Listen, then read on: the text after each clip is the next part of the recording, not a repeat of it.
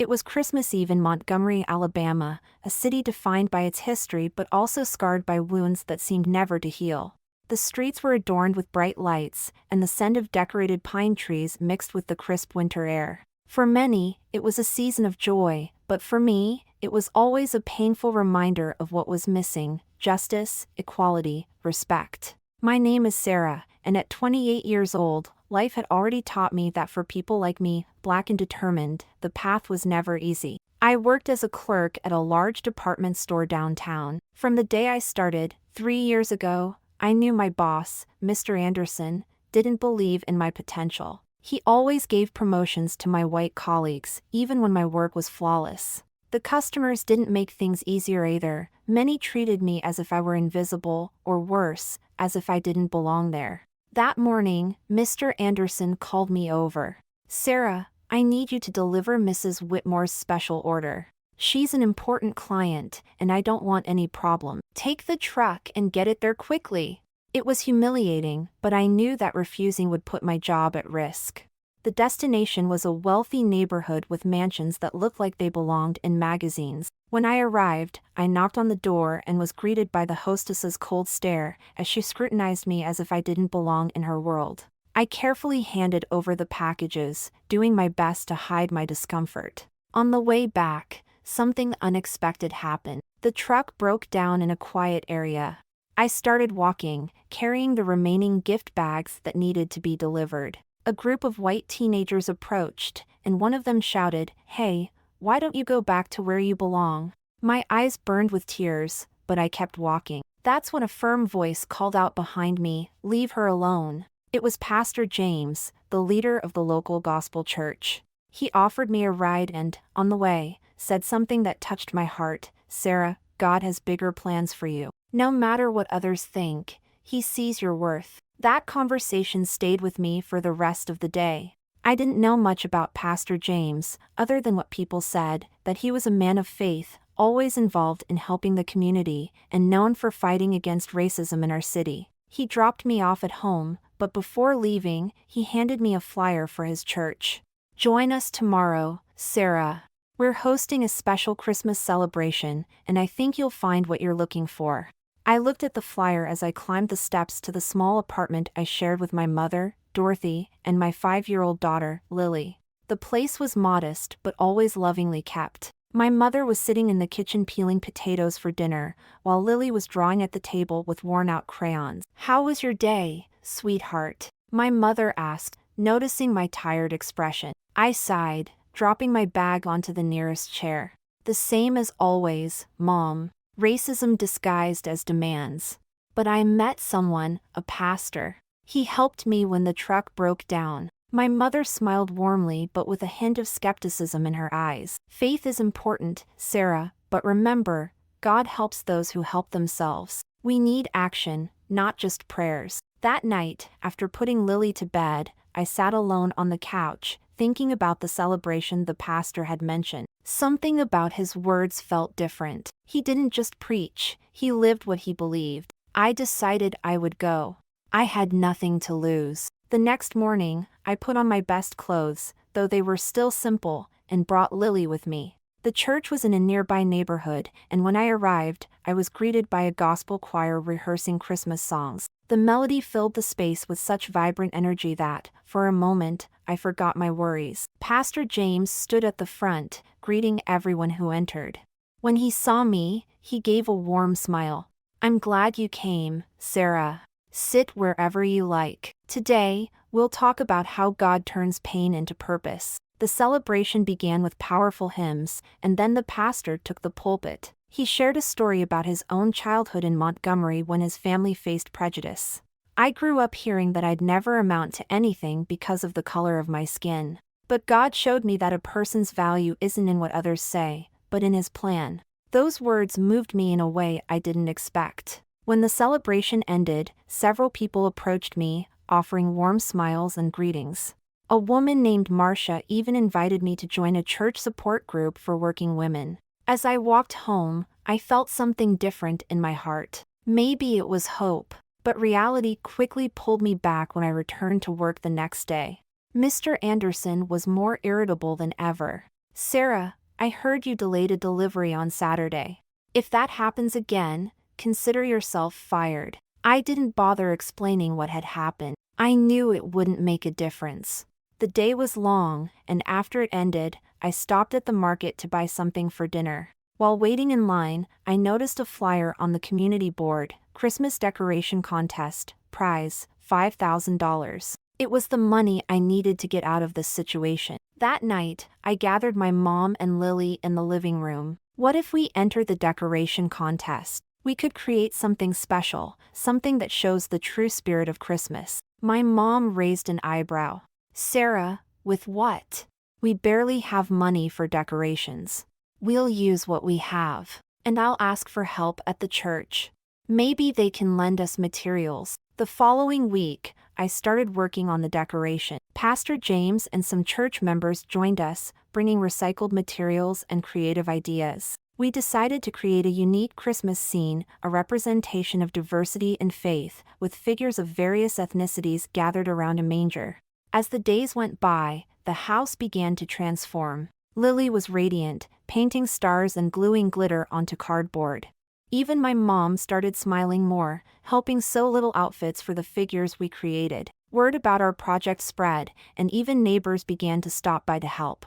But, of course, not everyone was happy. One day, as I was returning from the church, I ran into Raul, the manager of a competing store that was also entered in the contest. He laughed when he heard about our participation. "You think you'll win with recycled trash? Good luck with that." I ignored him, but his words stuck with me. That night, during my prayer, I asked for strength. God, I don't know if we'll win, but please, use this to show something greater. On the night of the contest, we set up our decoration in the city's Central Park. The other displays were grand, full of expensive lights and luxurious ornaments.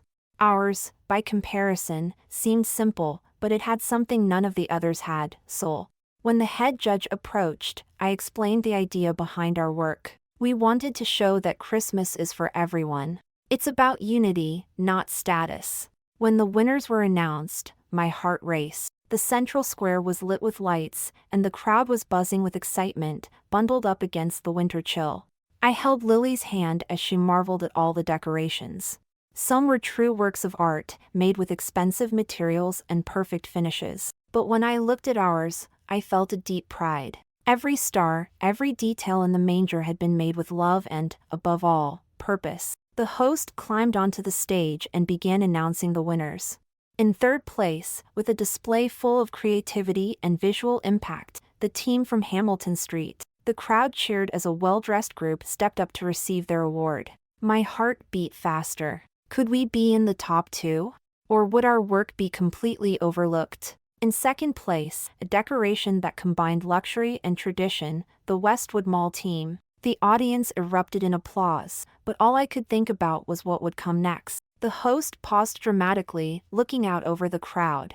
And the grand winner of this year's Christmas decoration contest, with a display that captured the true spirit of the season. Sarah Washington and her team from the Hope community. For a moment, I was frozen. It was as if I'd misheard. But when Lily started jumping and shouting, "We won! We won!" reality hit me. People around us began hugging and celebrating. Pastor James appeared beside me, smiling with pride. We climbed onto the stage, and as we received the $5,000 check, the head judge asked me to say a few words. I took the microphone with trembling hands, but as I looked out at the crowd, an unexpected calm washed over me. This project was more than just decoration for us, I began, my voice growing stronger. It represents unity, hope, and faith. Everyone here has something unique to offer, and we don't need expensive materials to show that. The true message of Christmas is that everyone is important and worthy of God's love, regardless of skin color or financial status. Thank you for recognizing that. The square erupted in applause, and as I stepped off the stage, I felt that something had changed. It wasn't just about the money, though that was important. It was about what our message meant to the city. In the days that followed, news of our victory spread across Montgomery. Some called it the Christmas miracle, while others criticized it, saying our display wasn't sophisticated enough to deserve the prize. But to me, none of that mattered. Change was already happening. Our victory wasn't just about a decoration contest. It was about showing that faith, unity, and determination could overcome prejudice and invisible barriers. With the prize money, I decided to do something special. First, I paid off the overdue bills that had been suffocating us for months. Then, I used part of the funds to invest in Lily's education, something I had always dreamed of but had seemed impossible before. Finally, I donated a significant portion to Pastor James's church projects, which were helping other families overcome challenges similar to ours. But something even bigger was about to happen. A few weeks later, I received an unexpected phone call. It was from Mrs. Whitmore, the client from the department store where I worked. I immediately braced myself, expecting a complaint. "Sarah," she began, her tone serious. "I heard you were the big winner of the Christmas decoration contest." I swallowed hard, unsure of where she was going with this. "Yes, ma'am, we were blessed to win. I'd like to meet with you. There's something I need to discuss. Can you come to my house tomorrow?" The next morning, I put on my most presentable outfit and went to Mrs. Whitmore's mansion. Upon arrival, she led me to her living room, where she waited with a folder full of papers and an expression I couldn't quite decipher. "Sarah, I didn't know who you were when you made that delivery that night. But after seeing your story in the paper and learning about the impact you've had on the community, I realized you have something that can't be taught: vision. I want to offer you an opportunity." "An opportunity?" I asked, cautious. "Yes.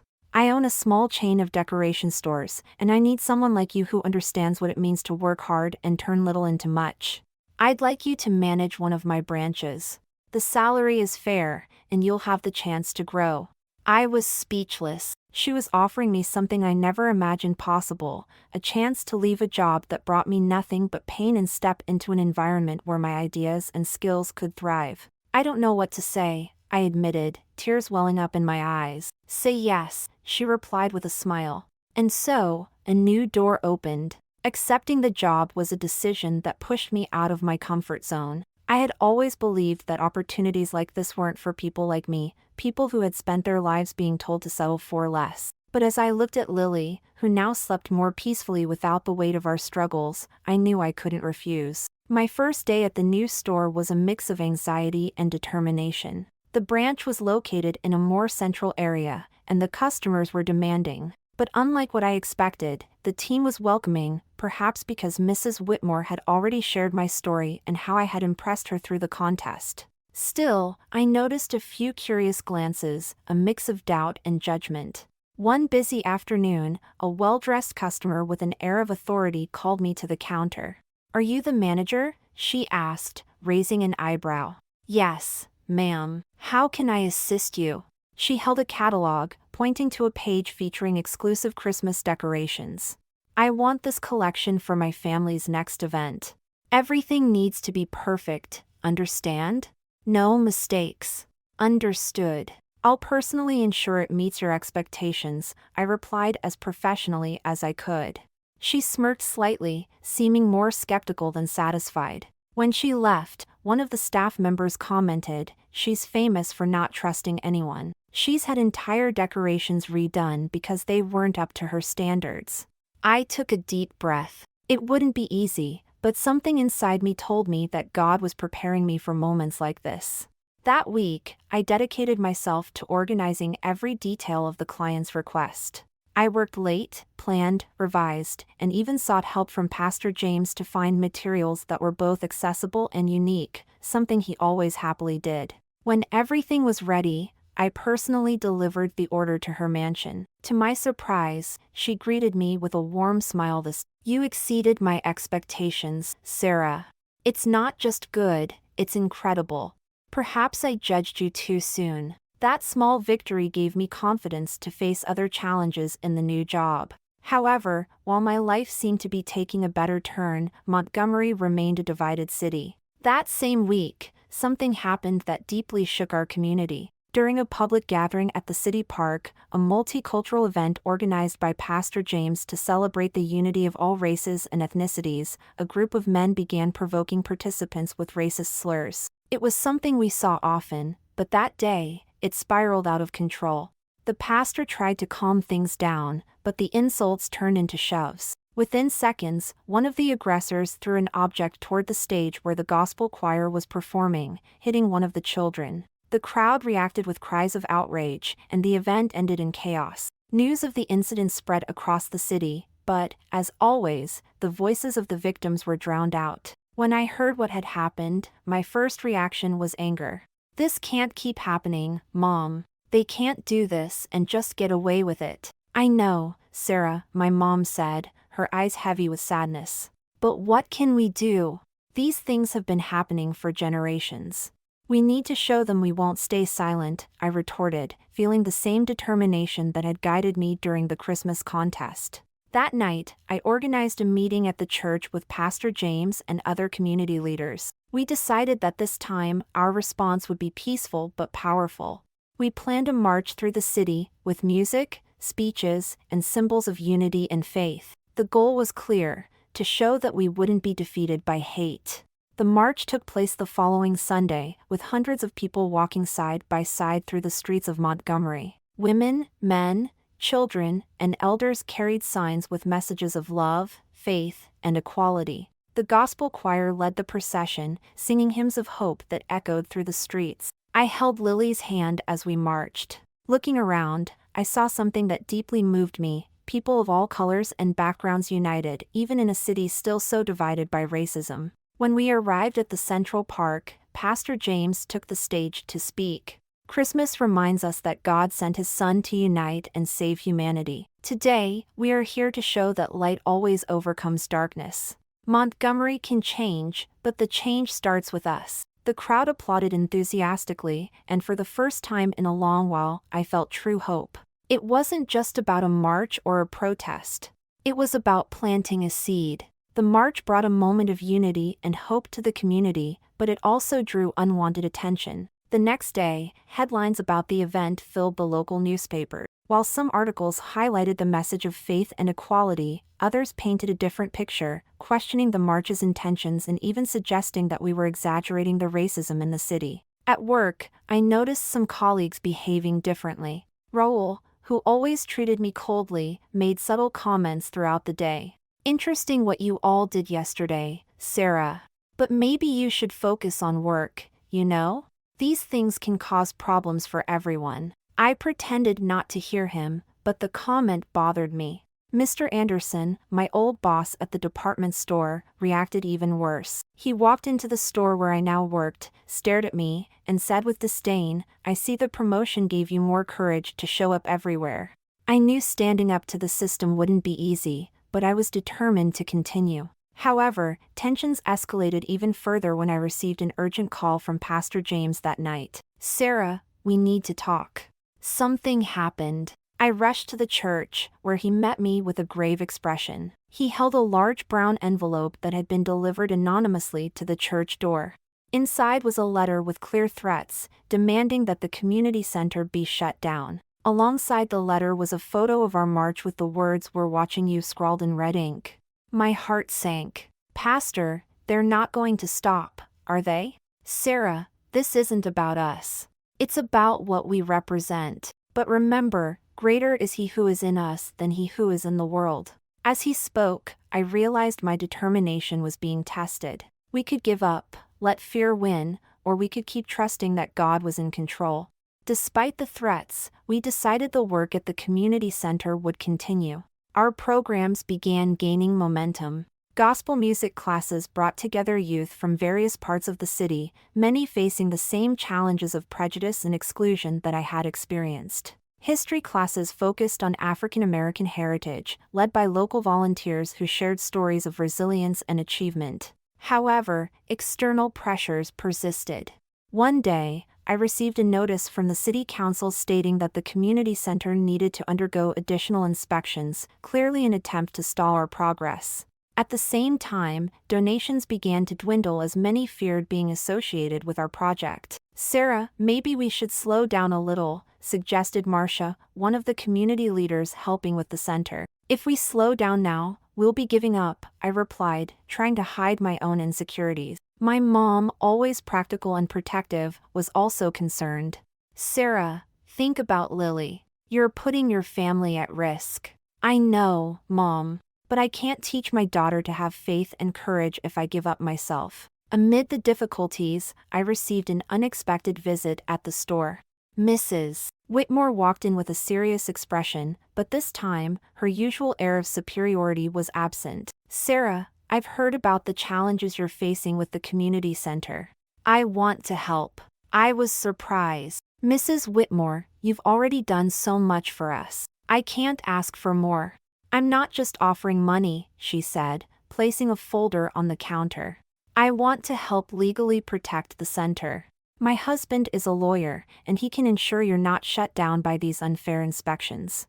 Her offer was more than I could have imagined. With her legal support, we resolved the issues with the city council and resumed our work with greater security. Additionally, the story caught the attention of a local journalist, who published an article highlighting the challenges and accomplishments of the community center.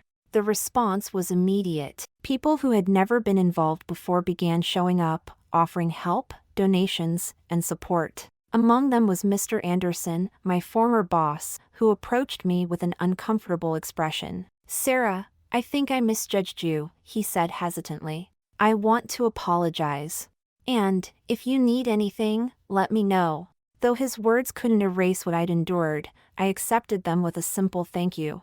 After all, forgiveness was part of what I was learning to practice. Still, the biggest test was yet to come. Just days before Christmas, the community center was broken into during the night. When we arrived the next morning, we found shattered windows, destroyed equipment, and hateful messages painted on the walls. Lily, who was with me, gripped my hand tightly. Mommy, they ruined everything. Tears welled up, but I refused to let them fall. I looked at the volunteers who began arriving, all with expressions of sadness and anger. Pastor James placed a hand on my shoulder. What do we do now, Sarah? I took a deep breath and said, firmly, we rebuild. No matter what they break, we keep going. Because what we're building is bigger than walls and windows. It's about people, about hope. They can't destroy that. The response was immediate. As news of the break-in spread, the entire city began to mobilize. People who had never supported us before came forward with tools, materials, and even financial donations.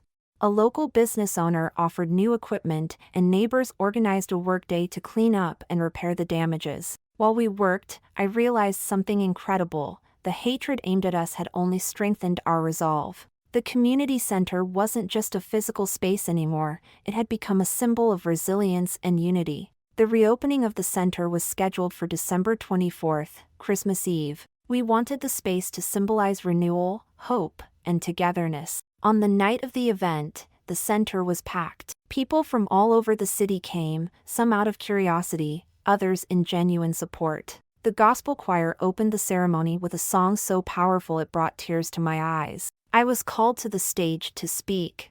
As I looked out at the crowd, I saw familiar and unfamiliar faces, some smiling warmly, others still cautious.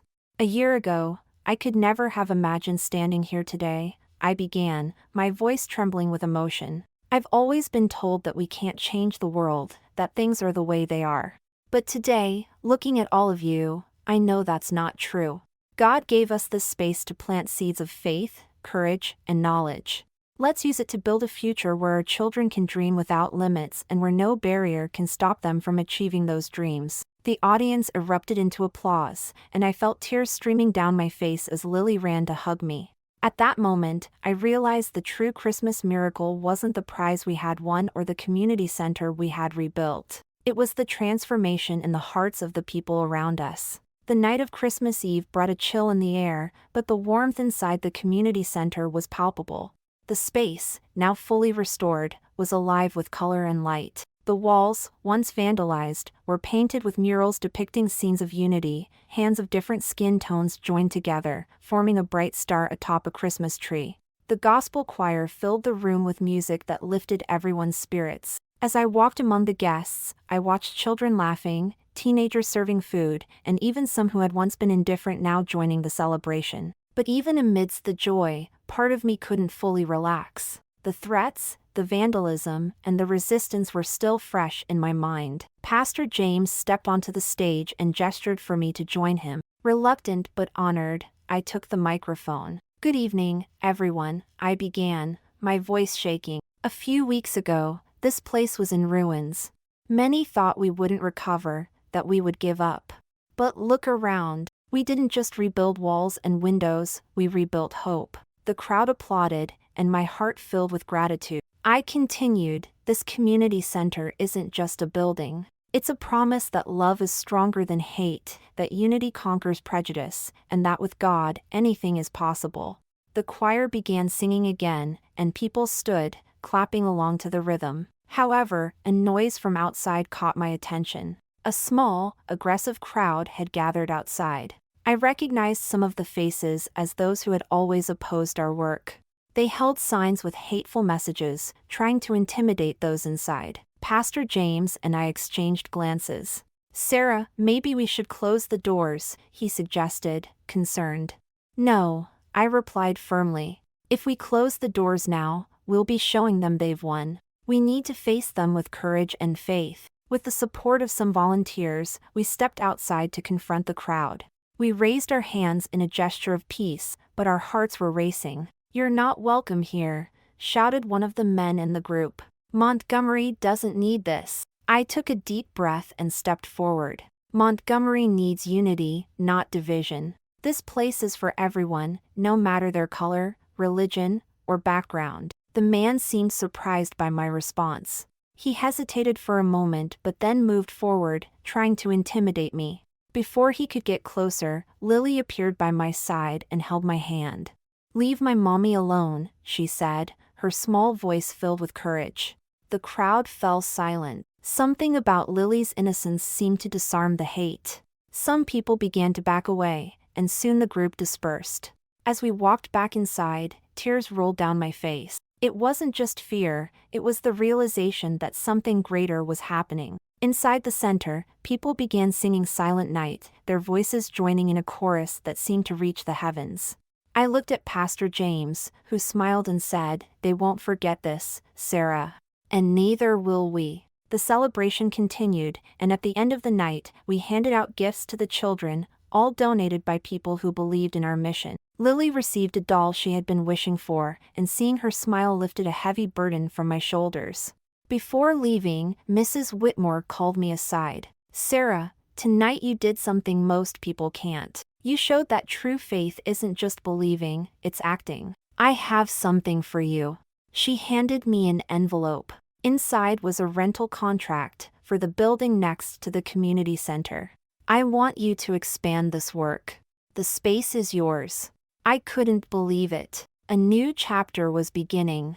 As I locked the doors of the center that night, I looked at my mother, who was holding a sleeping Lily in her arms. "You were right, Mom," I said with a smile. "Right about what, dear?" "God helps those who help themselves, but He also sends the right people to guide us when we need it." She smiled, and we stepped out into the starry night, knowing that although challenges would continue, we now had something stronger than fear, the certainty that we were making a difference. The morning after the Christmas Eve celebration, the city felt different. The community center had become a symbol of something much greater than I had ever imagined: resilience, unity, and faith. It wasn't just a physical space, it was proof that, with determination and mutual support, we could overcome any adversity. My life had changed completely. The confidence I felt during the center's reopening and even while confronting the protesters gave me a new perspective. I realized that my fight wasn't just for me, it was for Lily, for the children in the community, and even for those who didn't yet understand the importance of what we were building. That week, I began working with Mrs. Whitmore on plans to expand the center. The building next to the community center would become a space dedicated to professional training and entrepreneurship.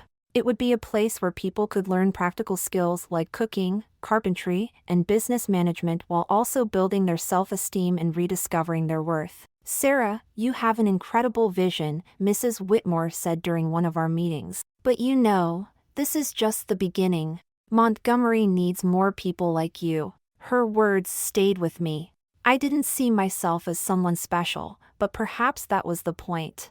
I was just an ordinary woman with real challenges and a genuine desire to make a difference. If I could do it, anyone could. As the center thrived, something unexpected happened. Mr. Anderson, my former boss, showed up again, this time with a different request. "Sarah, I didn't realize how capable you were," he admitted, clearly uncomfortable.